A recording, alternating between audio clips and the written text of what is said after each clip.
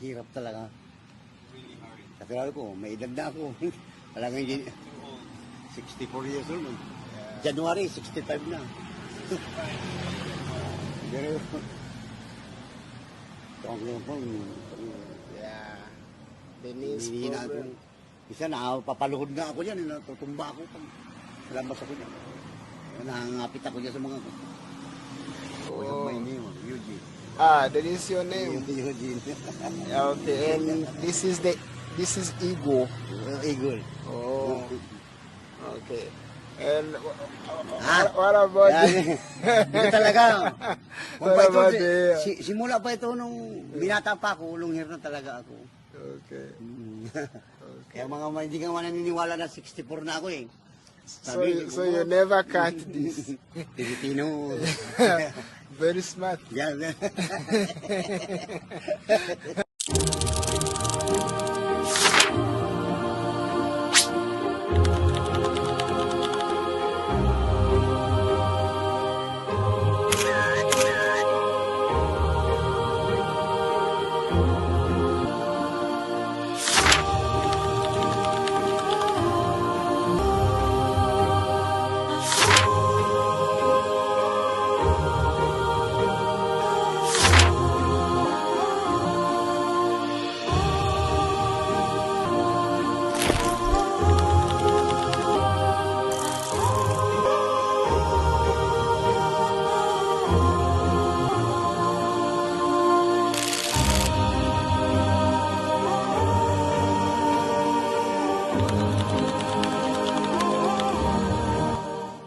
My name is Joseph.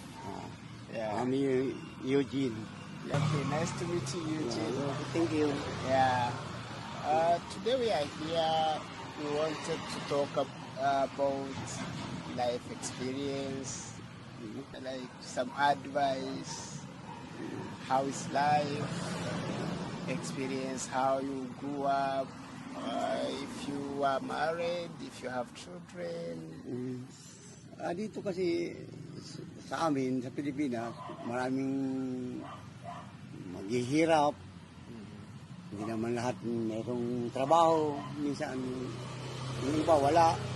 Yung iba wala. Katulad ako, tricycle driver lang ako. Nakikilabas lang ako dito sa Akuan. Ako lang kagabi, kagagaling ko lang sa Bicol, sa probinsya na Bicol, taga Bicol kasi ako. Ay nakita ko yung aking mga pamangkin nalubog sa baha. Kailangan nila yung tulong man lang ng maski mga damit man lang o matulungan ko sila. Eh, wala rin kami, kapos din kami sa buhay. Okay, so you have a tricycle, you ride it. That's yours? No, no boundary. Oh. Okay. Like how much do you get paid per day? The boss? Depende sa, sometimes we have 500, 700. Depende. Pang-araw-araw. So do you have a wife? Well, Okay. And children? You have 3. kids? 3? Okay. Okay. What are they doing? Do they have trouble with children? we have Paris Mami. Small canteen. Okay, I see. How old is your wife? How old? Me and my wife. Yeah. Ano taon na ako? 65. Sorry, We have accident. Sorry. 65. Okay, 65. Do you stay together? Do you live together? Sometimes, every 3 months, You go? leaving to Bicol. She's in province. Lagi lang padala ng pera pang kita. Okay. So, you said you get paid 700 every day. So, how is it possible? Do you send money to your wife sometimes? Every week. Every week? Yeah. Like how much? 2,000, 1,500, like that. Okay. We have income, Yeah. kunti, padala. Okay. Mm. Okay. So are you happy with your wife? Ay, masyado nang matanda na, hindi na pwede. Dito, trabaho na lang talaga. Mm. Oo. Okay. So what's the problem? What's the experience you have in life? Like, is it very hard? Is it Yeah, easy? very hard. Very hard talaga. Pag tricycle driver, very hard talaga. Every day, hot. Why? Because all day, running back to back. Very hard. Tricycle driver. Hirap talaga tricycle driver. Eh ako lang, kung ako lang may kunting puhunan, uwi na ako sa amin talaga eh. Uuwi na lang din, gagawa ng business na lang maski kunti. Kasi 64 na ako. Hindi na rin ako pwede magtrabaho ng lagi nang masakit yung baywang ko. Mm. Yeah. And you are far from your wife, you are not together. Gusto ko nga It's a naman. problem. Yeah, gusto ko nga sana. Magkapiling kami lagi. Eh, kaso lang dahil sa kapos sa pamumuhay, napilitan akong mag-tricycle dito sa Manila. Pero pag nakaipon na rin konti, baka next year, uwi na rin, uwi na rin ako sa Bicol. Kasi malalaki na rin yung mga anak ko, kami na lang mag-asawa. So there is no Trisco at Bicol? No Trisco? No? Oh. Hindi, boundary lang talaga dito. Yan rin sana ang gusto ko, makabili rin ng tricycle kung maski second hand. Okay. What is your wife doing? Bicol. She has a job? Trabaho? Mayroong kunti kaming tindahan na maliit. Store, mini store. Dito. Kaya lang, kulang sa kapital.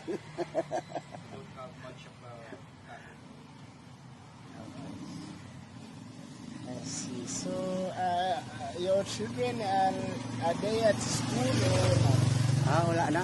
Lahat na may asawa na. Ako na lang, kami lang ang mag-asawang naghahanap buhay sa amin. You have grandchildren? 6 na yung apo ko. 6. Oh, Mhm. okay. Kaya lang, may mga, kaya din yung mga anak ko hindi rin makatulong sa akin, may mga pamilya na. Kaya sariling kayod. Okay. I wanted to ask, how did you meet your wife? Nasa kuwan yun. Sa Bicol, di ka, nasa Camarines, hindi makakuan, hindi nyo ma... Bakit hindi po? Pumunta kayo ng Bicol, makakuhanap ninyo yun doon. Paano niyo daw nakilala yung asawa niyo? Kuhan yun. Dati nagtitinda lang yun ng isda. Fishing. Ako naman ay patambay tao yun. Nakilala ko siya. Just walking around. Okay. Then, what did you tell her for the first time? Nung araw, ang hanap buhay ko yung magdidinamita. Magpapaputok ako ng isda dati nung araw, yung hanap buhay ko. Fishing, like pumping something. Hindi po. Ngayon nagpigil ako at baka dalawa lang naman kasi ang dinamita eh. Maputukan ka o ikaw ang maputukan. Ganun lang yun. Pumping, it's just you or the Dangerous. Oh, Kaya naisipan ko, mag-aral lang maniho ng tricycle. Yun. studied driving motorcycle. Yun na lang ko. Frisco is safe. Safe. Yeah. Kasi delikado talaga pag dynamite ang kon mo. Hindi ka pin. Pag hindi ka naputukan, pumuputukan. Ano mga kasama ko doon, mga putol na, mga patay na yung iba, dahil naputukan. Ay tumigil na ako. Tricycle na lang ako. Para sigurado. Okay. Then I wanted to ask you, because you said Trisco is hard, what else do you think you can do, at least for you to get closer to your wife in Bicol? Bicol. What else you can do in Bicol so that you can be with your family? Kaya ano ba gusto mong mangyari para maging Eh, kung walang pagkakataon, mayroon sa akin mabigay na kunting punan, ay uwi na lang talaga ako. Kasi parang makapiling ko yung asawa ko lang. Kasi dito, ang hirap talaga pag isang may sakit ka, may sakit asawa mo, tatawag na lang, hindi mo mapunta na dahil sa pamasahe, mahal ang pamasahe. Kaya ako, kung gusto ko siguro, may tutulong sa aming mag-asawa, uwi na lang ako sa amin. someone can give me Mm, for a start up? I will go. So do you want to go home or you like being in the like city? go home. City life. You like city Hirap life? talaga dito. Mahirap malayo sa pamilya. Mahirap. Lalo pag matanda ka na, lagi lang masakit yung baywang mo. Isang high. Yeah. Sana kung Do you stay alone? You live alone here? dito, Here? wanak ako dito. 10 years na yata. Stay alone for 3 years. Oh. Pero pa ako, no, every 3 months o Christmas, New Year, uwi ako. You Katulad go- ngayon, nag-uwi ako dahil nagbagyo. Nasira yung bahay namin, inayos ko. Karating ko lang kagabi. Okay. So do you miss your wife? Eh, talaga. Aso lang, problem. Money talaga. Talagang problema, money. Kasi pag ako nandoon, wala rin kaming inaasahan, tatrabaho din talaga. Eh kung may kapital konti, pwede magtinda-tinda ng small store. Yan. Yun, makakatulong na sa amin yun. Yeah. Hey, So the small store is like how much? The budget, small store. Siguro mga 50,000 siguro, pwede na yun. Mga 50,000. Alam ko na yung puna, malaking puna na yun. Start up of 50,000. Kasi So wala. if you have 50,000, you can go to Bicol, Bicol. yeah. Yeah, sure. Okay. Talagang, gusto ko kasi yung mga anak ko, wala rin may mga trabaho, may mga anak din. Yung anak ko, nandun yung isa, nagtitinda rin ng quick. Yun lang rin ang kinabubuhay. Sabi nga minsan, Papa, pautang ng 500, kapital. Ay, sabi ko, Diyos ko po, puro ka na lang utang, hindi ka na nagbabayad. Eh, wala naman akong hanap buhay din mata, driver lang ako dito. Even my son is borrowing from 300 pati ang boundary niyan. Tricycle, 300 boundary every day. Nagmamaneho ako 16 hours. 16 hours driving. Start 5 a.m. Finish 8 o'clock. Very far. 16 hours ako. Ay ngayon, coding ako. Kaya walang It's my free time today. Yeah. coding.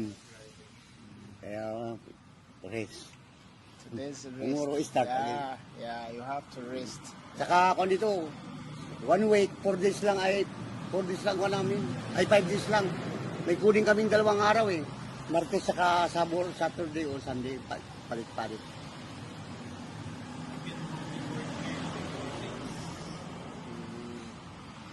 Alam mo, kumita ka ng, mga 1,000. Boundary mo 300. Kain mo 200. Di 500 na. Tapos gasolina mo 150 o 200. He's breaking down. Ano matirahan ka, Expense. 350 o 400. Yan lang. The remain amount is around 300. Talagang hirap talaga. Really hard. Kakilala ko, may edad na ako. Talagang hindi, Too old. 64 years old. Yeah. January, 65 na.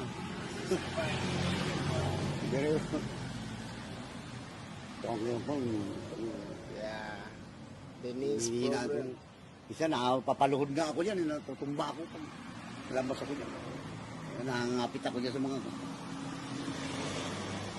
Eh, sabi nga ng asawa ko, kailan pa kaya tayo uunlad? Kakamakinhawa. Dahil wala tayo eh. Hinanak tayo ng mahirap. Tiis tayo. Yeah, I understand. It's very hard. So, someone in the 60s, he lives alone. His wife lives alone. It's really hard because this is the life of young people like us. I can live alone, but when you are old, it's better you stay with your wife. It's very good. Yan talaga. Yeah. As with this, together my wife. So how do you eat? Do you cook or you buy food? Street food? Minsan dyan sa mga restaurant. Pag ako nagmamaliw, kain kasi hindi naman ako umuwi dito sa mga anak ko. Minsan hindi rin nagluluto. Yan na ako kakain sa labas. How much is your rent? Malin daw. Magkano daw yung rent niyo dito? Dito? Ang rent dito ay 7,000. Tapos separate, 1,000 kami bawat isa. Kasi mahirap, hindi kayo nag-share, hindi mo kakayanin. Ilaw, tubig. To think of the bills. Kung tutuusin nga, dapat hindi na ako nag-share sa mga anak ko. Kaso nakakaawa naman. Ang dami niyang pinaaral. Tatlo yung anak niyang pinaaral. Do you have a house in Bicol or you rent? May bahay ako. So that's where your wife is staying. Your wife is staying in your house. Doon lang, tinda-tinda siya ng maliit niyang kantin-kantin.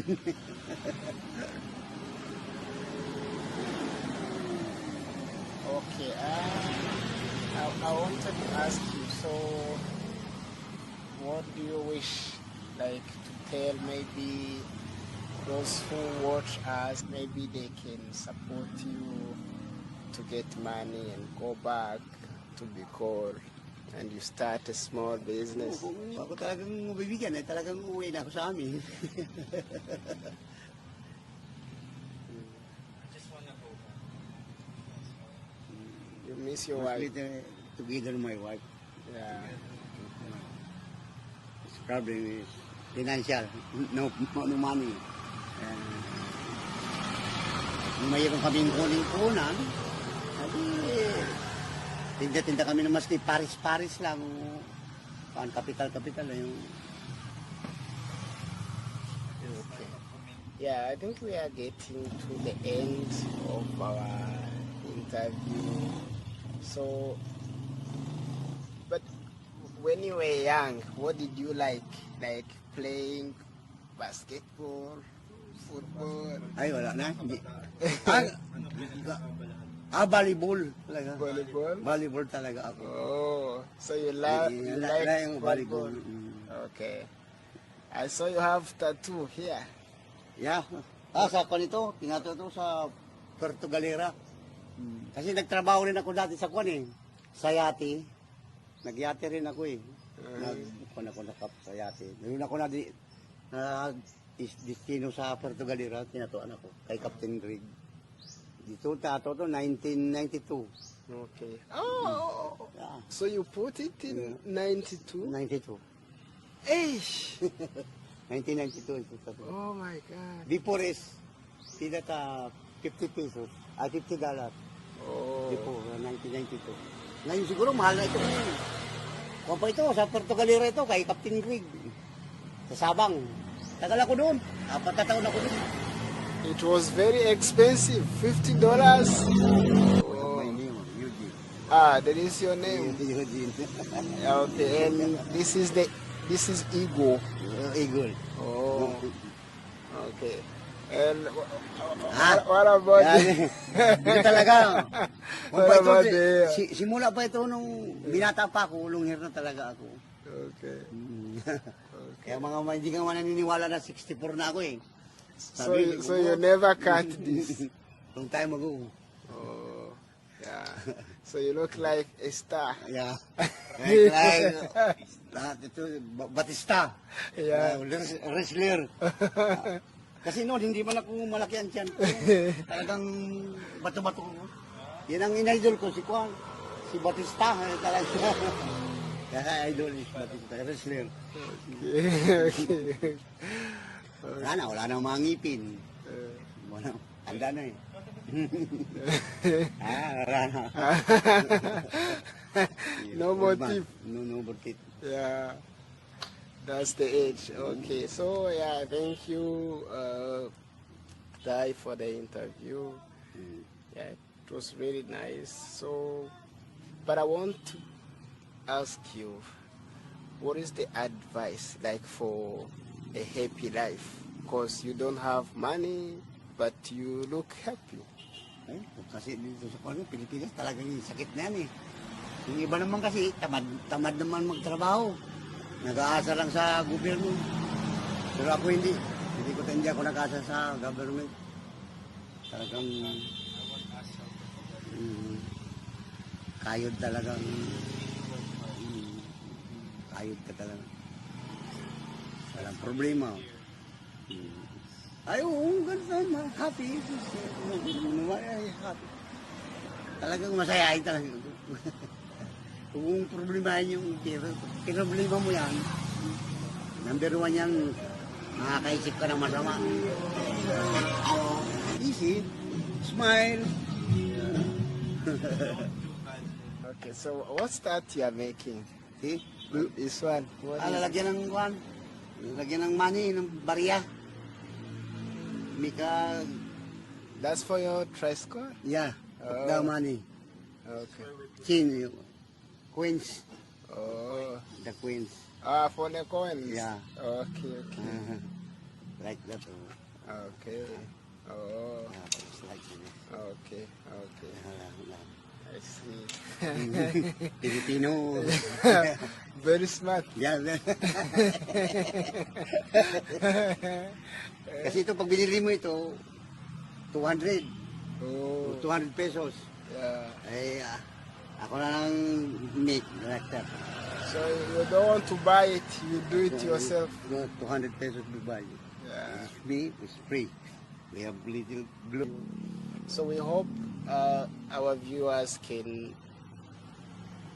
support if someone is very touched with the story of Guy. You know, it's challenging for his age to stay alone, and he has a wife in the province. So if there is a chance to get him something to do back home so that he can stay with the wife, that would be really a good thing to do, because we want the family to be together. We don't want to see an old man live separate from his wife because he's looking for life. So yeah, if ever we